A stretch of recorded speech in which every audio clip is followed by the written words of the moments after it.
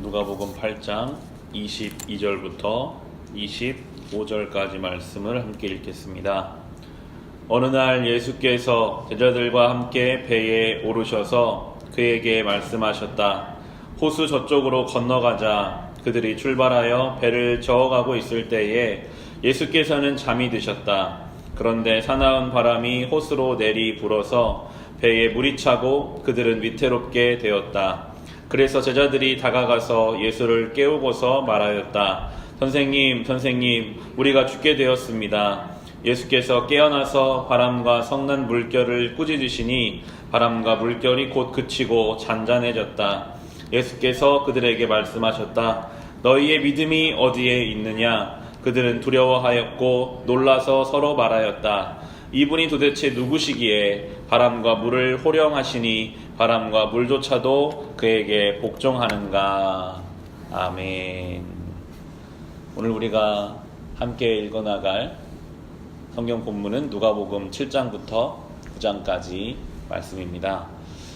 복음서를 묵상하다 보면 석 장밖에 안 되는 짧은 장이지만 참 많은 예수님 말씀과 예수님이 하신 일들을 보게 됩니다. 하나하나에 담겨진 의미가 깊게 되어 있어서 우리가 다 다룰 수는 없고 오늘은 이 풍랑을 잠잠케 하신 예수님에 대해서 함께 살펴보기를 원합니다. 다른 성경도 그렇지만 복음서를 묵상하는 것은 특별히 우리의 신앙에 큰 도움이 되는 것을 느끼게 됩니다. 예수님이 이렇게 말씀하셨구나, 예수님이 이렇게 일하셨구나를 볼 수 있는데요. 오늘 우리가 읽은 본문 누가복음 8장 27절부터 나오는 본문에서 예수님이 건너편으로 가자라고 말씀하십니다. 제자들이 가자고 한 게 아니라 예수님이 가자고 하는 그곳으로 가기 위해서 배를 타고 지금 건너가는 중입니다. 이것이 성도의 인생입니다. 성도는 인생이라는 배를 예수님과 함께 탄 사람들입니다. 성도는 우리가 가고 싶은 대로 가는 것이 아니라 주님이 가자고 하시는 곳으로 가는 인생이 바로 성도의 인생입니다. 우리의 인생에 예수님을 모시고 주님 원하시는 삶으로 가는 인생. 그런데 그 인생에도 오늘 풍랑이 불어오고 있습니다. 분명히 예수님이 가자고 하셨고 예수님과 함께 가는 인생인데도 풍랑이 불고 배에 막 물이 들이차요.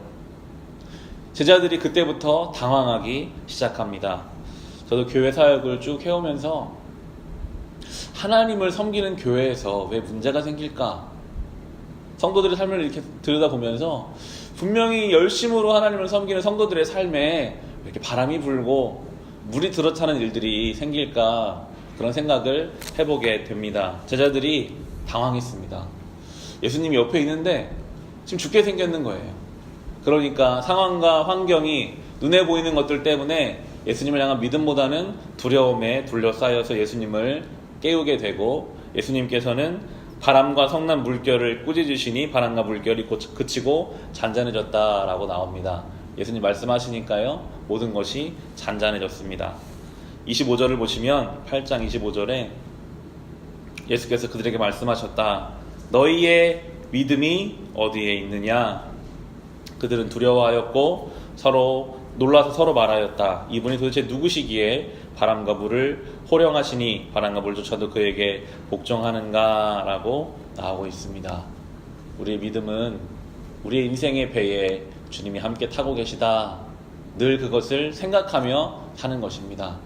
주님이 살라고 하신 이 인생이기에 바람이 좀 불어도 물이 들이차도 때가 되면 주님이 다 잠잠케 하신다라는 믿음 가지고 그렇게 이 길을 걸어가는 인생이 되어야 할 것입니다.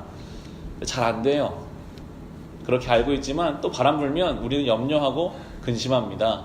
그때 우리는 오늘 이 말씀처럼 주님 말씀이 선포되면 잠잠해지겠지.